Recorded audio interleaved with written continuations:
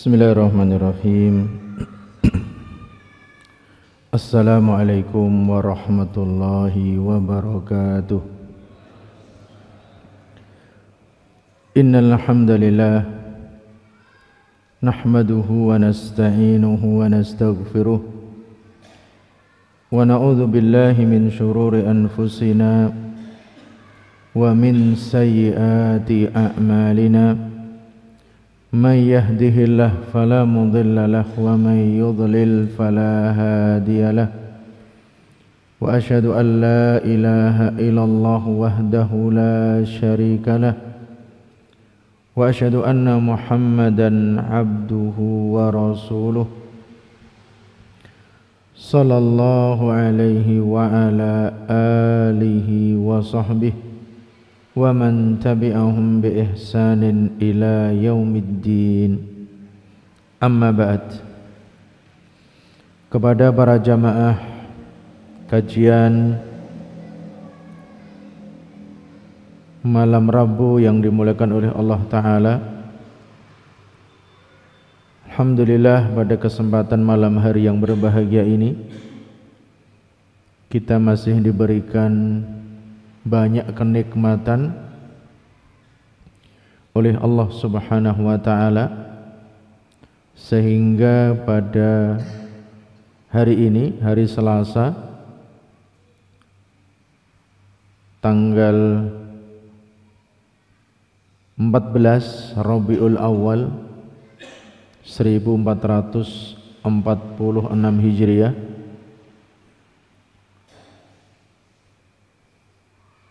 atau bertepatan dengan tanggal 17 September 2020, kita masih diberikan kesempatan untuk berkumpul di Masjid Jami' Bulak Rejo dalam keadaan sehat walafiat, dalam rangka kita melanjutkan kajian kita di dalam kitab Al-Ilmam bi ba'dhi ayatil ahkam. Pada kesempatan malam hari yang berbahagia ini, melanjutkan pembahasan pekan lalu tentang menutup aurat di dalam salat, masih ada satu ayat lagi yang membahas di dalam masalah ini, yaitu di dalam surat Luqman ayat 18. Surat Luqman ayat 18. A'udzu billahi minasyaitonir rajim. Wa la tusa'ir khaddaka lin-nasi wa la tamshi fil ardi maraha. Innallaha la yuhibbu kulla mukhtalin fakhur. Yang artinya di dalam surat Luqman ayat 18, dan janganlah kamu palingkan pipimu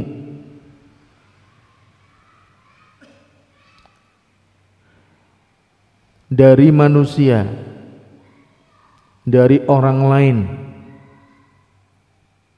Dalam bahasa Jawanya melengos, dia menjauhkan wajahnya dari orang lain jika berpapasan.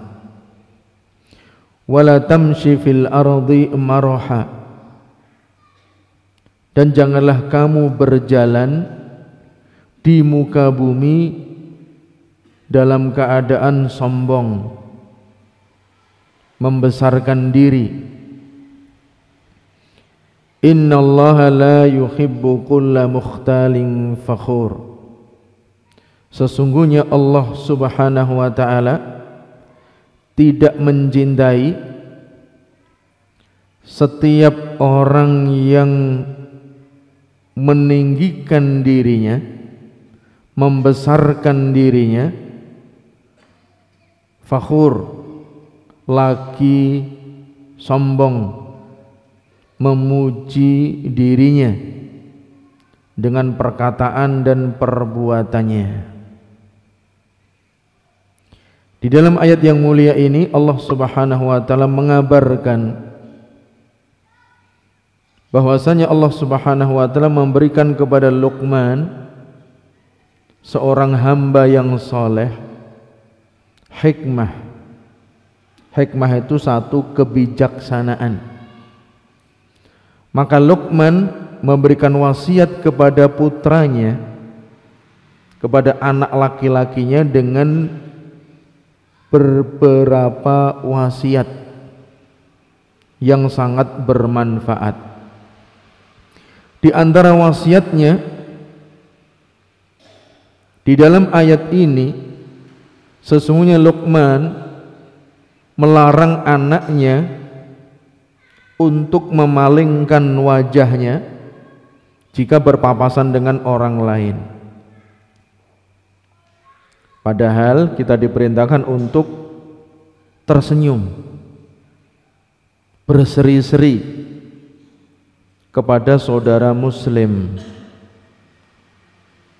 kepada orang lain.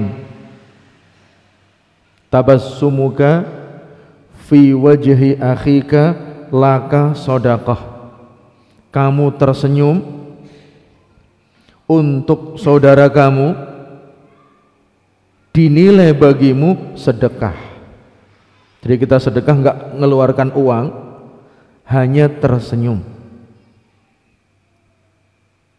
Demikian juga Rasulullah SAW mengajarkan untuk memiliki wajah yang berseri ketika berjumpa dengan saudaranya. Demikian juga yang kedua, di antara larangan di dalam ayat ini yang Luqman melarang putranya, yaitu berjalan di muka bumi, berjalan dengan kesombongan. Di antaranya memakai pakaian sombong, pakai pakaian untuk menyombongkan diri. Yang seperti ini tidak boleh dipakai untuk sholat. Pakai pakaian yang menyombongkan diri, pakai pakaian untuk meninggikan dirinya. Ini larangan di dalam kita mendatangi sholat. Ya Bani Adam, khudhu zinatakum inda kulli masjid. Wahai anak Adam, ambillah perhiasan kalian ketika mendatangi masjid untuk sholat. Tidak boleh sombong, tidak boleh kita berhias dalam rangka menyombongkan diri, sedangkan kita berangkat untuk sholat dalam rangka mendekatkan diri kepada Allah Subhanahu wa ta'ala, dalam rangka kita merendahkan diri di hadapan Allah Subhanahu wa ta'ala. Faedah yang bisa diambil di dalam ayat ini, yang pertama, wajibnya tawadhu kepada kebenaran dan kepada orang lain. Tawadhu, merendahkan diri, tidak menyombongkan diri, kepada kebenaran yang paling utama, kepada kebenaran. Kalau Al-Quran dan hadis Nabi menyatakan hal ini, ya kita terima, kita enggak menyombongkan diri. Menyombongkan diri, kata Rasulullah SAW, al-kibru batarul haq, sombong itu menolak kebenaran. Al-kibru batarul haq wa ghamdun nas, dan merendahkan orang lain, itu yang dilarang. Termasuk sombong yaitu kita menolak kebenaran. Kita sudah mengetahui ayatnya, mengetahui hadisnya, kita tolak. Ya, ini nggak bisa diterima oleh kita. Ini namanya kita ketika itu sombong. Kemudian yang kedua, diharamkan untuk sombong dan membanggakan diri, termasuk sombong di dalam berpakaian ketika sholat.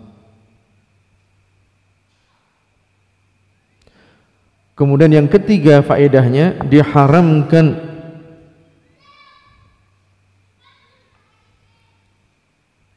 kita bersikap congkak di dalam berjalan. Ya, berjalan biasa. Ya, berjalan dengan merendahkan diri, tidak mengganggu orang lain, tidak ingin mencari perhatian supaya dihormati oleh orang lain, supaya orang lain salut dan lain sebagainya. Kemudian yang keempat, yang terakhir, menetapkan kecintaan dari Allah Subhanahu wa ta'ala, bahwasanya Allah mencintai dan Allah dicintai. Kita orang yang beriman mencintai Allah. Allah Subhanahu wa ta'ala mencintai orang yang bertakwa, mencintai orang yang beriman, mencintai orang yang berbuat baik. Jadi Allah itu mencintai. Kemudian kita lanjutkan kepada pembahasan yang baru. Ini pembahasan ikut pembahasan pekan lalu. Pembahasan yang baru temanya adalah membersihkan tempat sholat dari najis. Membersihkan tempat sholat dari najis. Diambil dari surat Al-Hajj. Surat Al-Hajj ayat 26. Surat Al-Hajj tentang haji, ayat yang ke-26. A'udzu billahi minasyaitonir rajim. Wa idh bawwa'na li Ibrahima makanal baiti alla tusyrik bi syai'a wa tahhir baitiya lit-ta'ifina wal qa'imina war ruk'is sujud. Yang artinya wa idh bawwa'na, ingatlah ketika bawwa'na kami siapkan satu tempat li Ibrahim, untuk Nabi Ibrahim, untuk Nabi Ibrahim. Ibrahim yang dimaksud adalah Ibrahim bin Azar. Bapaknya namanya Azar. Bapaknya Nabi Ibrahim ini adalah orang kafir. Kebiasaannya atau pekerjaannya, profesinya membuat patung, kemudian disembah. Sebagian patungnya dijual, sebagian patungnya dijual. Profesinya membuat patung, kemudian disembah.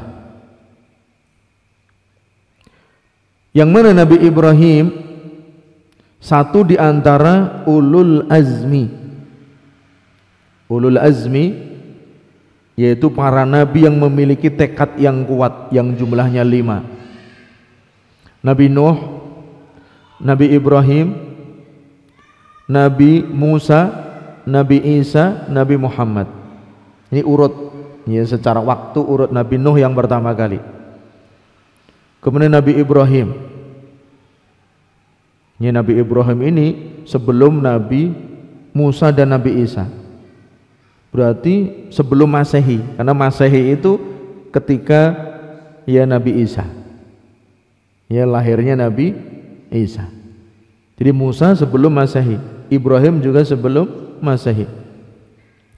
Yang mana Nabi Ibrahim adalah nabi yang paling afdal sesudah Nabi Muhammad. Ulul azmi yang paling utama Nabi Muhammad, paling afdal. Yang kedua Nabi Ibrahim. Nabi Ibrahim, maka keduanya disebut Khalilur Rahman. Khalilur Rahman Nabi Ibrahim dan Nabi Muhammad. Ya, karena Khalil itu kecintaan yang paling tinggi dari Allah Subhanahu wa taala untuk Nabi Ibrahim dan juga Nabi Muhammad sallallahu alaihi wasallam. Kemudian Nabi Ibrahim menikah dengan Sarah. Diberikan anak bernama Ishak. Bapaknya Nabi Yakub, yang mana Yakub ini adalah cikal bakal Bani Israel, karena Yakub nama lain dari Israel. Dan memiliki budak Hajar. Melahirkan dari Hajar anaknya yang paling besar sebelum Ishak, yaitu Nabi Ismail, bapaknya bangsa Arab. Jadi ya kalau sudah ya dari ibu yang mana, kalau sudah anaknya Nabi Ibrahim semuanya sama. Orang-orang Yahudi, Nasara, mereka ya menyerang orang Islam. Nabi Ismail itu ibunya bukan istri resmi tapi budak. Ya dulu ya budak diperbolehkan, sehingga anaknya juga merdeka, tidak masalah meskipun ibunya budak. Ya, itu syubhatnya orang-orang Yahudi, orang-orang Nasara ya untuk menyerang bangsa ya Arab atau orang Islam. Kemudian Allah Subhanahu wa taala menempatkan Nabi Ibrahim, Nabi Ismail dan ibundanya Hajar di Mekah, sehingga setelah Nabi Ismail ya dewasa, membantu ya membangun Ka'bah kembali. Kemudian terjadi ujian, yaitu diperintahkan untuk menyembelih putranya Ismail. Yang mana dahulu Nabi Ibrahim ini diutus oleh Allah Subhanahu wa taala di Babilonia, di Irak, di ahli Babil. Ya, terkenal dengan Babilonia, bangsa yang lama, yang dulu mereka menyembah berhala. Nabi Ibrahim mematahkan berhala, merusak berhala, semuanya dipotong-potong kecuali yang besar, kemudian dibakar. Tapi Allah menolong mereka, mengatakan kepada api, kuni bardan wa salaman ala Ibrahim. Hai api, jadilah kamu dingin, selamat untuk Nabi Ibrahim. Kemudian Allah selamatkan Nabi Ibrahim.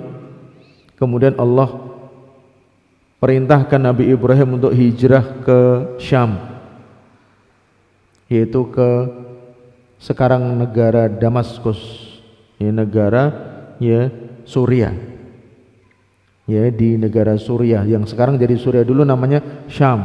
Kalau disebut Syam itu 4 negara, sekarang jadi Palestina, kemudian Beirut, Yordan dan Suriah, itu dulu namanya Syam.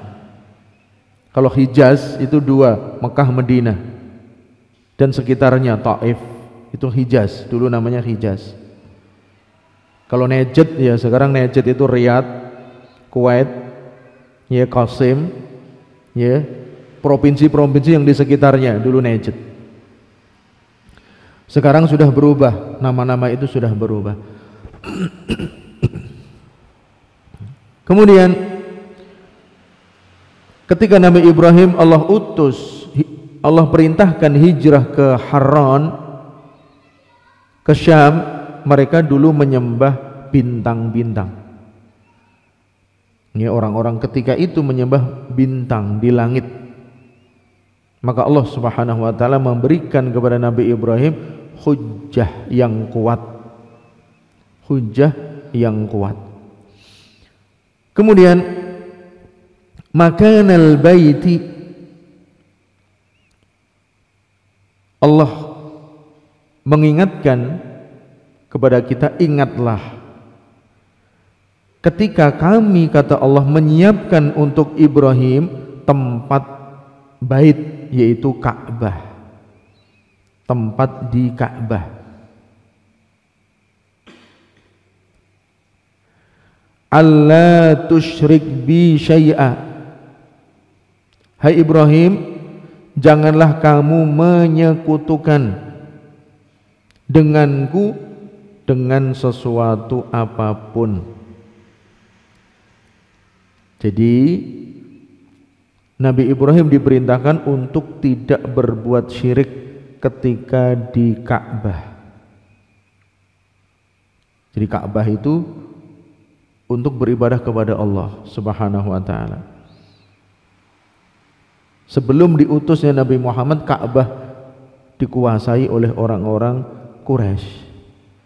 Orang Quraisy itu menyembah kepada Allah, juga menyembah kepada berhala-berhala yang dibawa di sekitar Ka'bah. Dan orang-orang Quraisy itu mereka tawaf dalam keadaan telanjang. Beribadah tawaf sudah ada zaman dulu tawaf. Dulu sebelum Islam ada haji juga. Tapi hajinya semuanya menyekutukan Allah, syirik kepada Allah. Kemudian Rasulullah SAW diperintahkan oleh Allah untuk melaksanakan haji dengan mentauhidkan Allah. Wa tahhir baitiya, dan bersihkanlah, sucikanlah rumahku. Jadi ini adalah istidlalnya. Nabi Ibrahim diperintahkan untuk membersihkan tempat sholat dari najis. Wa tahhir baiti, bersihkanlah dari kesyirikan dan dari najis. Karena kesyirikan itu adalah najis yang paling besar yang ada di dalam hati. Diperintahkan untuk membersihkan kesyirikan, membersihkan kesucian Ka'bah. Lit-taifin, untuk orang-orang yang tawaf. Jadi Masjid Al-Haram, Masjidil Haram Allah perintahkan untuk disucikan biar bisa dipakai untuk tawaf. Tawaf itu harus suci karena ibadah yang mulia. Ya, kalau bisa wudhu dalam keadaan suci, itu tawaf. Kemudian setelah tawaf, sholat 2 rakaat sesudah tawaf, yaitu di arah Maqam Ibrahim. Maqam Ibrahim adalah satu tempat seperti kaca, nanti di atasnya ada kuning. Di situ dulu tempat berdirinya Nabi Ibrahim ketika membangun Ka'bah. Maqam, bukan makam, tapi Maqam Ibrahim, tempat berdirinya Nabi Ibrahim. Waruka'is sujud, dan bersihkanlah Masjidil Haram, wahai Ibrahim, untuk orang-orang yang tawaf, yang mengelilingi Ka'bah, dan juga untuk orang yang rukuk dan sujud, yaitu orang yang sholat. Jadi orang-orang yang sholat itu sebelum mereka datang ke masjid, kamu bersihkan. Jangan sampai ada berhala, jangan sampai ada yang najis di situ, jangan sampai ada yang kotor, dibersihkan. Maka dari itu kita diperintahkan untuk mensucikan dan membersihkan tempat sholat sebelum kita mengerjakan sholat, dirapikan, dibersihkan, ya mungkin dipel, dikasih minyak wangi, ya dikasih parfum. Ya, Rasulullah SAW beliau memerintahkan untuk dibangun masjid di kampung-kampung, dan beliau memerintahkan untuk dikasih minyak wangi, ya diberikan bau yang ya harum ya untuk masjid itu. Kemudian para jamaah sekalian, faedah yang bisa diambil dari ayat tersebut,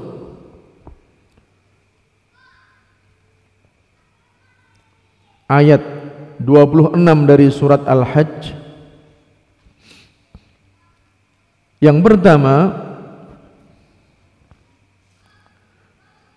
penjelasan karunia Allah Subhanahu wa ta'ala untuk menyiapkan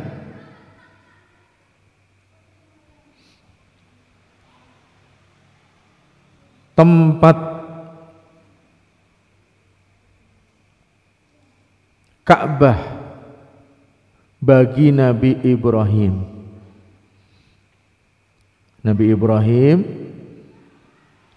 dikenal adalah orang yang membangun Ka'bah. Sebetulnya yang membangun Ka'bah pertama kali Nabi Adam, meletakkan pondasinya Nabi Adam. Kemudian dilanjutkan oleh Nabi Ibrahim. Kalau Masjidil Aqsa juga Nabi Adam, setelah Nabi Adam meletakkan pondasi di Masjidil Haram, jarak 40 tahun, kemudian membangun di Masjidil Aqsa. Kemudian Masjidil Aqsa diteruskan oleh Nabi Sulaiman. Kalau Masjidil Haram diteruskan oleh Nabi Ibrahim alaihi salatu wassalam. Kemudian yang kedua,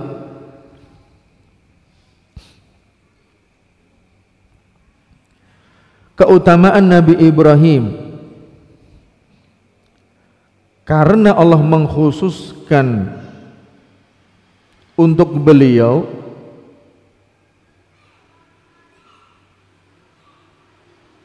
di dalam hal ini, di dalam kemuliaan ini.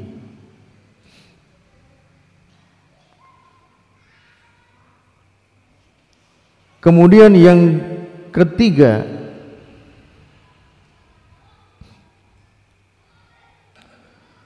wajibnya membersihkan tempat untuk sholat. Wajibnya membersihkan tempat untuk sholat dari najis. Ya, pada dasarnya kita diperintahkan membersihkan najis itu dari badan kita. Yang pertama, dari badan. Kalau ada najis kita bersihkan dengan mandi atau dengan wudhu, ya dengan dibasuh air. Kalau nggak ada air, dengan tanah. Kemudian membersihkan dari pakaian. Kalau pakaian kita najis, kita cuci dengan air. Kalau nggak ada air, ya kita cuci dengan yang bisa bersih. Ya dengan, ya mungkin dengan, ya kalau nggak ada air, dengan tanah atau dengan yang lain, yang penting bersih. Kemudian kering. Kalau sudah kering, sudah hilang najisnya, sudah selesai, meskipun nggak pakai air. Kemudian yang ketiga, membersihkan najis dari tempat sholat. Ya, kalau masjid, ketika itu Rasulullah SAW sedang duduk di masjid, kemudian datang orang Arab Badui, orang pelosok. Orang Arab Badui ini datang menuju pojok masjid, kemudian kencing di sana. Kemudian para sahabat berdiri ingin mengusir orang itu, kemudian Rasulullah melarang, jangan kamu usir, biarkan dia selesai kencingnya. Kemudian setelah itu Rasulullah SAW memerintahkan diambilkan satu ember air. Setelah itu diguyurkan di atas tanah yang dikencingi oleh orang Arab Badui. Di orang Arab Badui itu tidak tahu hukumnya, dikira semua tempat itu sama, boleh kencing di situ. Ya, kemudian Rasulullah SAW memanggil, wahai Arab Badui, ini adalah masjid. Ya, tidak layak di sini kotoran manusia, air kencing manusia. Ini adalah tempat untuk sholat, untuk berzikir, untuk membaca Quran. Ya, kemudian orang tersebut, walladzi ba'atsaka bil haqq, hai Muhammad, demi zat yang telah mengutusmu dengan kebenaran, aku menerima apa yang kamu sampaikan. Semoga Allah merahmati kamu dan jangan merahmati sahabat-sahabat kamu yang tadi mau mengusir saya. Ini orang Arab Badui seperti itu. Ya, karena setiap hari bergaul dengan unta, bergaul dengan kambing, bergaul dengan binatang-binatang. Ya, sebetulnya orang Arab Badui itu ya kasar. Ya, kasar itu sopan santunnya kurang. Suatu ketika Rasulullah SAW berjalan, kemudian dipegang dari belakang oleh orang Arab Badui. Hai Muhammad, saya butuh bantuan. Ya, mau minta bantuan tapi tidak sopan, narik pakaian Rasulullah dari belakang. Rasulullah tidak marah, ini orang Arab Badui. Ini orang Arab Badui. Disebutkan di dalam Al-Quran bahwasanya ya orang Arab Badui ya itu memiliki karakter-karakter yang berbeda dengan orang yang tinggal di kota. Kemudian faedah yang keempat, wajibnya membersihkan pakaian orang yang sholat dan badannya. Ya, pakaian orang yang sholat dan badannya. Karena membersihkan pakaian dan badan itu lebih didahulukan daripada membersihkan tempat sholat. Jadi yang dibersihkan bukan tempat sholat dulu, tapi badan kita sama pakaian kita. Yang ketiga baru tempat sholatnya. Seperti itu. Kemudian yang kelima, keutamaan rukuk dan sujud dan kedudukan rukuk dan sujud di dalam sholat. Jadi kalau sholat tanpa rukuk dan tanpa sujud itu tidak sah. Harus rukuk, harus sujud. Kecuali sholat jenazah. Sholat jenazah nggak pakai rukuk, nggak pakai sujud, karena itu adalah doa. Doa untuk si mayit. Kalau sholat selain sholat jenazah harus ada rukuk dan sujud. Jadi barangkali ini ya kita putus sebentar untuk mendengarkan azan. Bismillahirrahmanirrahim. Kita lanjutkan dari pembahasan kita tentang membersihkan najis sebelum kita sholat. Najis yang ada di badan, pakaian, dan juga tempat sholat. Jadi ketiga-tiganya harus dibersihkan, yaitu izalatu an-najasah. Sebagaimana firman Allah Ta'ala, wa thiyabaka fatahhir, maka pakaianmu bersihkanlah. Kita diperintahkan untuk berhias ketika mau pergi ke masjid, mau sholat.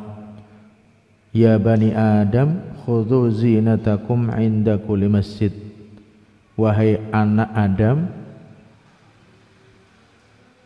ambillah pakaian kalian, berhiaslah kalian ketika kalian mau mendatangi sholat di masjid atau di rumah, ya ketika kalian mau sholat, ketika hendak sholat. Kemudian ya setelah itu kita hendaknya berhati-hati ya dari sesuatu yang menghalangi dari air wudhu yang ada di badan kita. Mungkin ada cat atau mungkin ada benda sehingga tidak ya hilang ketika kita wudhu. Sebelum kita wudhu hendaknya dibersihkan terlebih dahulu supaya terkena air wudhu, kecuali kalau ada luka yang dinamakan jabiroh. Jabiroh itu gib ya, ada di gib yaitu kita usap. Kalau di gib ya tangannya diusap ya, diusap, tidak dibasuh, nanti sakit, masuk airnya ke dalam gib rusak ya, diusap. Yang tidak terkena gib dibasuh, yang tidak terkena gib dibasuh. Ini namanya al-mashu alal jabirah, mengusap di atas ya gib atau ya luka yang dibalut ya. Maka dari itu ya kita perhatikan ya najis. Ada najis yang ya yang ringan, najis yang ringan. Demikian juga ada najis yang berat. Najis yang berat yaitu apabila satu bejana berisi air kemudian dijilat oleh anjing, maka sabda Rasulullah SAW, airnya dibuang, kemudian bejananya dicuci 7 kali. Yang pertama kali dengan tanah, karena tadi terkena jilatan anjing. Kata ahli ya yang menemukan pada zaman sekarang, karena di lidahnya anjing itu terdapat bakteri. Bakteri itu tidak akan mati kecuali dengan tanah. Ya, benar Rasulullah SAW 14 abad yang silam sudah menyatakan seperti itu. Ini najis yang mughalladhah, najis yang paling berat. 7 kali. Ya, bejananya dibuang airnya, pertama kali dengan pasir, kemudian 2 kali dengan air, 3 kali, 4 kali, 5 kali, 6 kali, 7 kali. Itu khusus untuk anjing, yang lain tidak. Yang lain maksimal 3 kali. Ya, kalau ada sesuatu yang najis cukup 3 kali sudah selesai. Ya, kalau anjing dia 7 kali. Ya, ada najis yaitu najis air kencing anak kecil, air kencing ya laki-laki yang masih digendong, belum makan makanan, kurang dari 6 bulan, kalau dia kencing cukup diperciki ya, cukup diperciki, tidak disiram. Tapi kalau air kencingnya bayi perempuan, meskipun belum makan, yaitu diguyur, dicuci. Ya, kenapa? Karena ya kalau air kencingnya laki-laki beda dengan bayi perempuan, kan laki-laki biasanya itu sering ya lebih disayang, digendong kemana-mana, ya lebih sulit kalau setiap kali kencing kemudian dicuci, cukup diperciki dengan air, dengan syarat belum makan makanan ya, selain air susu ibu. Kalau wanita ya harus diguyur atau dicuci. Kemudian najis yang lain, ya, apakah itu ya kotoran manusia, air kencing orang dewasa, kemudian kotoran binatang yang haram untuk dimakan. Ya, kotoran binatang yang haram dimakan itu najis. Yang haram dimakan apa? Ya, kucing, anjing haram dimakan. Ya, kemudian babi, ya itu haram dimakan. Kemudian ya burung yang ada, ya yang buas, burung elang, burung gagak, raja wali, itu juga najis. Termasuk yang diperintahkan untuk dibunuh, yaitu cecak. Itu binatang yang diperintahkan untuk dibunuh. Barang siapa yang membunuh satu cecak, dia akan mendapatkan 100 kebaikan. Ini sabda Rasulullah sallallahu alaihi wasallam. Ya, kita kasihan Pak, ini cecak sudah kecil, ya kita bunuh. Ya, itu ada 100 kebaikan kalau kita membunuh satu cecak. Ya, boleh nggak dimakan dagingnya? Nggak boleh. Itu diperintahkan untuk dibunuh. Yang diperintahkan dibunuh nggak boleh dimakan. Ya. Bagaimana dengan kotorannya? Kotorannya najis, kecuali sulit untuk dihindari. Sekarang di masjid-masjid banyak cecak. Ya, pada asalnya itu najis, tapi tidak mungkin menghindar. Cecak ada di mana-mana, di hotel juga ada cecak. Jadi orang luar negeri, ya heran, hotel juga ada cecaknya. Tempat penginapan juga ada cecak, di mana-mana ada cecak, di masjid juga ada cecak. Tapi di sini insya Allah nggak ada. Ya, itu pada asalnya najis, tapi karena masyaqqatu taharrus, sulit untuk dihindari, dimaafkan. Dimaafkan karena sulit untuk dihindari. Sulit untuk dihindari. Sesuatu yang sulit untuk dihindari dimaafkan. Seperti orang yang punya beser. Punya beser sulit untuk dihindari. Dia buang air kecil terus. Ya, sebelum sholat dia buang air kecil, kemudian pakai kain, pakai pempes. Meskipun keluar tidak mengapa, yang penting tidak mengotori tempat sholat. Ya, seperti beser, sudah tua atau belum tua juga sedang sakit, yaitu dimaafkan. Sesuatu yang tidak bisa dihindari dimaafkan. Yang seperti itu, ya. Demikian juga wanita yang istihadhah. Istihadhah dia wajib sholat. Karena haid itu 7 sampai 8 hari. Kalau sampai 12 hari, 15 hari, kadang 20 hari itu istihadhah. Ketika istihadhah wajib sholat. Ya. Boleh membaca Quran, megang mushaf. Ya, ketika sholat dia pakai pengaman biar darahnya tidak keluar. Karena darahnya najis. Sama-sama keluar dari 2 jalan, sehingga yang demikian dimaafkan. Itu seperti beser dan lain sebagainya. Kemudian ya najis-najis yang demikian harus dibersihkan dari badan kita, kemudian dari badan, ya dari pakaian kita, dari tempat sholat kita. Kemudian kalau orang tahu, ya ini pakaian kita najis, kemudian kita pakai sholat, sholat kita tidak sah karena kita menyengaja. Kita menyengaja. Ya, harus diulangi lagi. Tapi kalau kita sholat kemudian kita nggak tahu, ya sholatnya semalam, paginya oh ya ini kemarin kena najis, tidak mengapa karena tidak sengaja, lupa. Rabbana la tu'akhidna inna sina aw akhtana.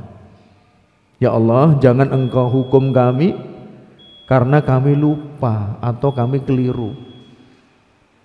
Allah Subhanahu wa taala berfirman dalam hadits qudsi, qad fa'altu, engkau tidak akan aku hukum.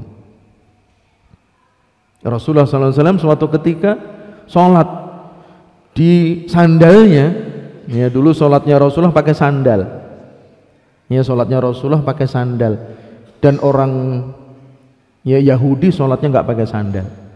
Di antara perbedaan orang Islam dengan orang Yahudi, orang Islam sholat boleh pakai sandal, pakai sepatu,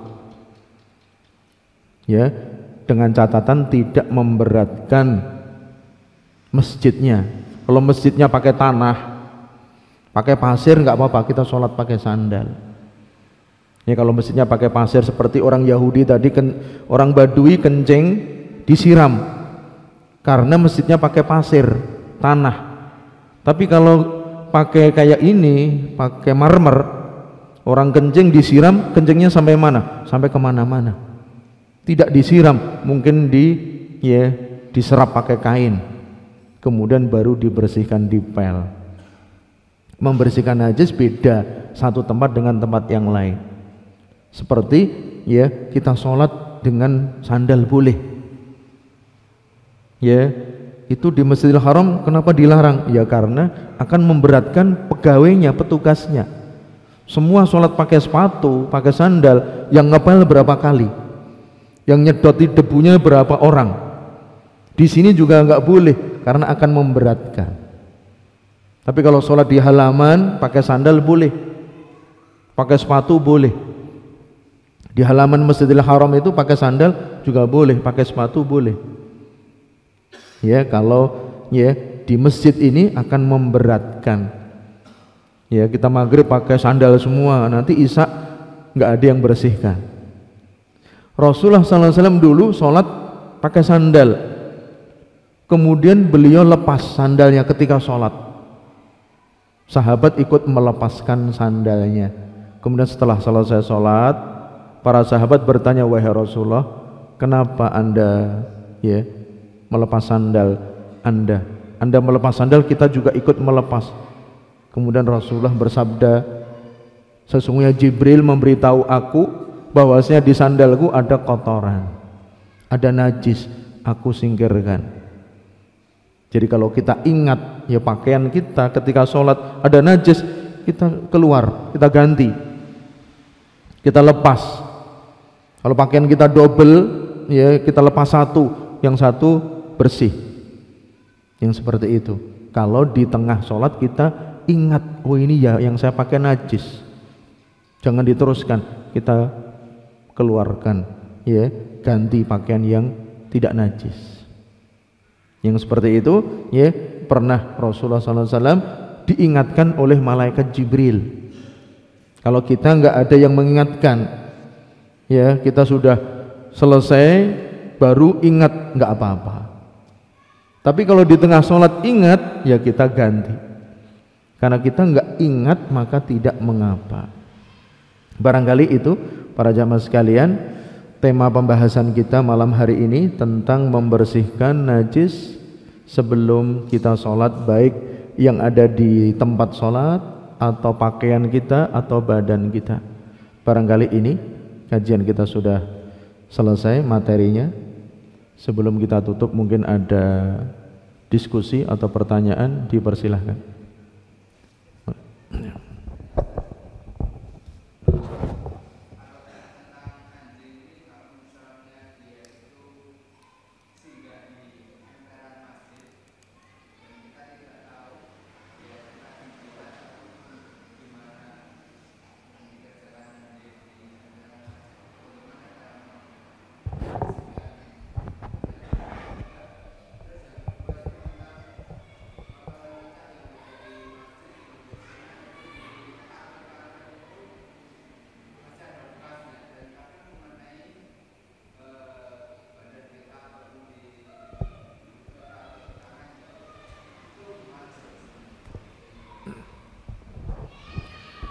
Ya kalau anjing ya mampir ya. Ya kalau yang mampir ya anjing ini kan repot sekali, nggak diundang mampir, nggak sholat juga ke masjid. Ya ini namanya anjing.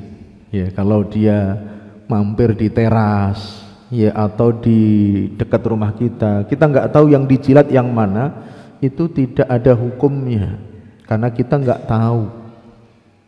Ya, kita mau ragu-ragu tadi di sini, mungkin yang dijilat di sini, nggak ada buktinya juga. Nggak ada buktinya juga. Ya, kalau ya seperti itu. Kalau kita tahu dia menjilat karpet itu, ya karpetnya dibersihkan. Kita tahu dengan mata kita. Atau ada CCTV, oh iya tadi menjilat ini, menjilat lantai, ya lantainya kita pel. Kalau kita tahu. Tapi kalau kita tidak tahu, ya sudah, dia pergi, kita nggak tahu, kecuali ada kotorannya. Oh, ini ada kotoran anjing, ada bekasnya. Ada kencing yang bau, ini kencingnya anjing, ada bekasnya, kita harus bersihkan.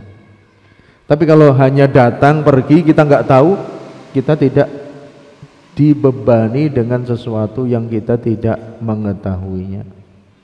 Kemudian yang kedua tentang kotoran cecak, tadi kita sampaikan, yaitu sesuatu yang sulit untuk dihindari. Ya, sulit untuk dihindari.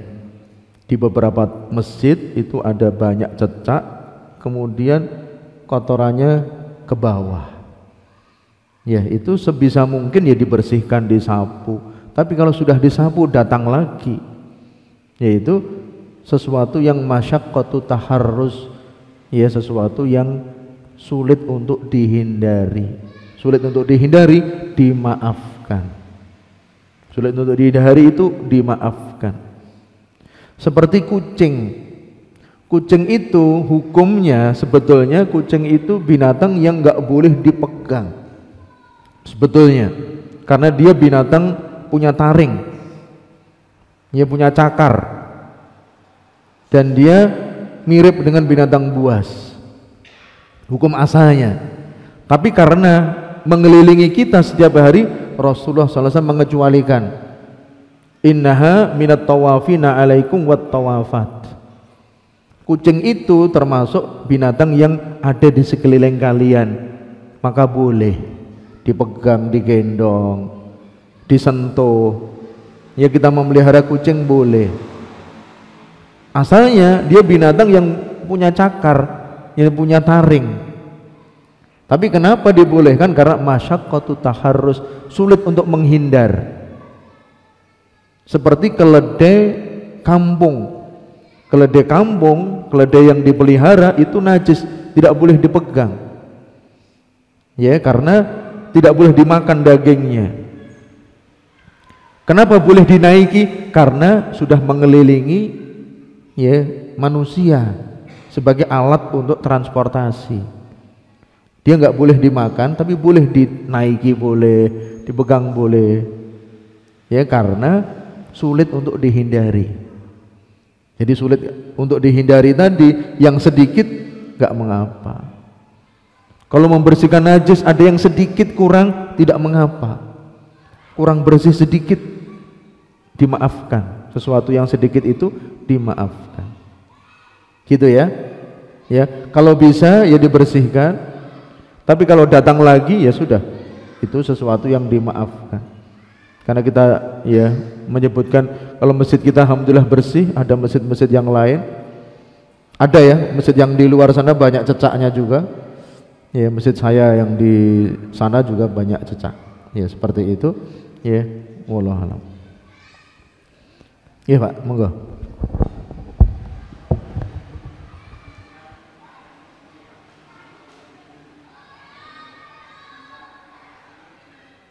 Bersentuhan sama anjing. Tadi membahasnya tidak.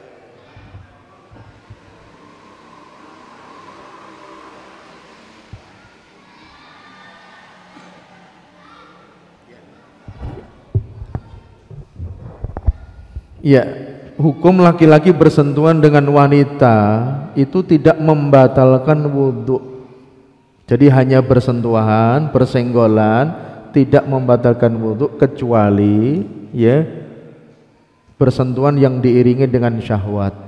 Itu sebagian ulama mengatakan bersentuhan yang diiringi syahwat, dan pendapat yang kedua yaitu berhubungan suami istri. Bersentuhan yang dimaksud berhubungan suami istri. Jadi kalau bersentuhan dengan istri hanya memegang tangan, ya bersentuhan tidak mengapa, tidak membatalkan wudhu. Demikian juga ya umpamanya di rumah sakit diperiksa, yang periksa bukan mahramnya, tidak mengapa, tidak membatalkan wudhu, tidak membatalkan wudhu. Diambil darahnya ya oleh orang yang bukan mahram, ya karena satu kebutuhan atau satu darurat. Orang sudah sakit, satu sangat darurat, ya jangan disentuh, saya minta yang laki-laki. Yang laki-laki enggak berjaga sekarang, jaganya nanti, mungkin membahayakan nyawanya, yang seperti itu. Gitu Pak ya. Ya hanya bersentuhan tidak membatalkan wudu. Demikian pula di Masjidil Haram atau Masjid Nabawi, kalau di luar itu kan ya berdesak-desakan dengan laki-laki dan wanita, tidak bisa dihindari, terutama tawaf. Ya terutama tawaf. Ya mungkin kita sudah menghindar, tapi di belakang kita ada wanita yang datang mau tawaf, lewat rombongan, bersentuhan, tidak membatalkan. Gitu Pak ya. Ya itu sulit untuk dihindari. Dan ya asalnya tidak mengapa suami istri bersentuhan, tidak mengapa, kecuali berhubungan suami istri atau yang menimbulkan syahwat menjurus kepada hubungan suami istri, itu baru membatalkan. Itu Pak ya. Ya. Ya barangkali sampai di sini masih ada ya.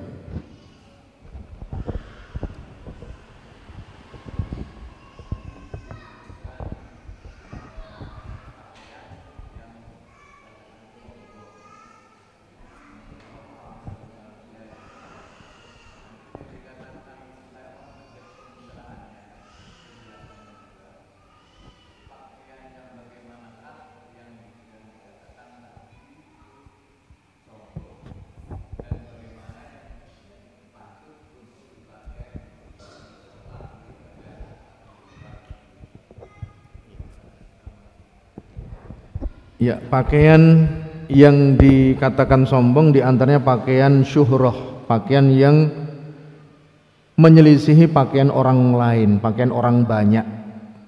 Itu yang pertama, pakaian syuhroh, libasu syuhroh. Ya, pakaian yang menyelisihi kebanyakan orang.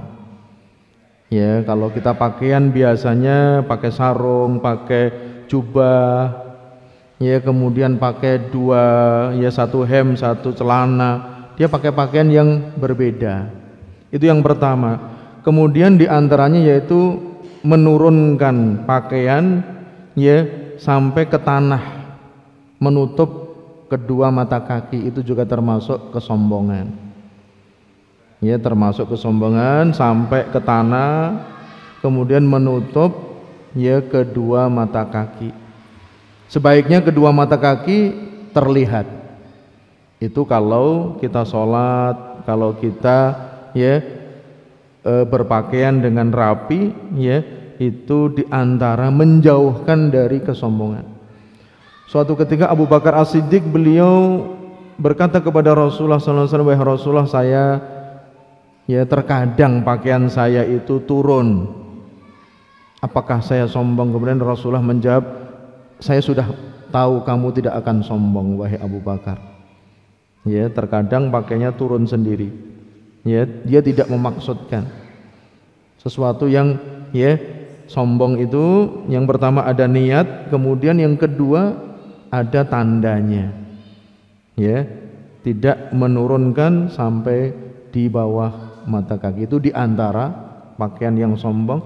Libasu syuhrah, ya menyelisihi pakaian orang banyak, ya ingin diperhatikan, ya ingin dilihat.